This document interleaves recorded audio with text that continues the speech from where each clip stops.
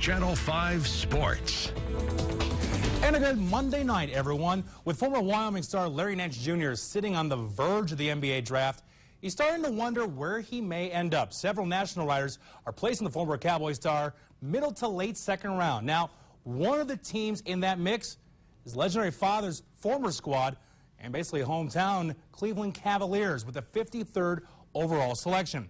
In our exclusive interview with Nance earlier today, we discussed his home state Cavs, who he had as a workout with later this week. Now, if Cleveland does decide to draft Nance, would he look to wear his dad's old number 22, currently retired in Cleveland?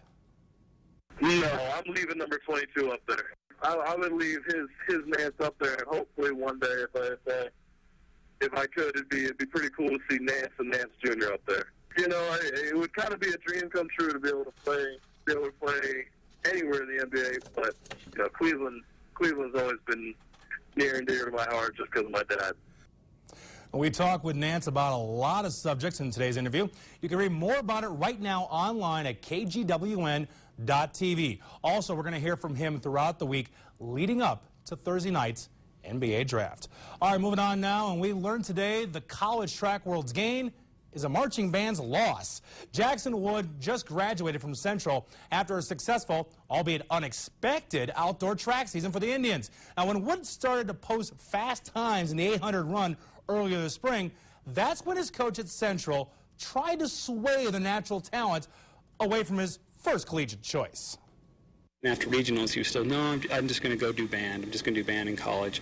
And then state meet, he runs just a 156 and then comes out and runs a 48 in the 400, and he's like, okay, coach, I'm okay with not doing band in college.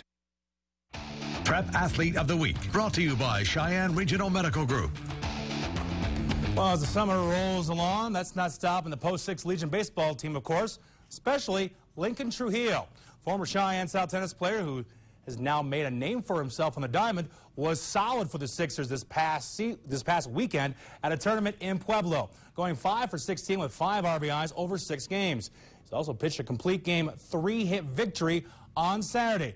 That impressive performance is why Lincoln Trujillo is our Prep Athlete of the Week. And if you have a high school athlete in the area you wish to nominate this summer, please reach out by emailing me, jesse.horne@kgwn.tv, or messaging me through my Facebook page, Jesse Horne KGWN, or by following me on Twitter @Jesse_Horne.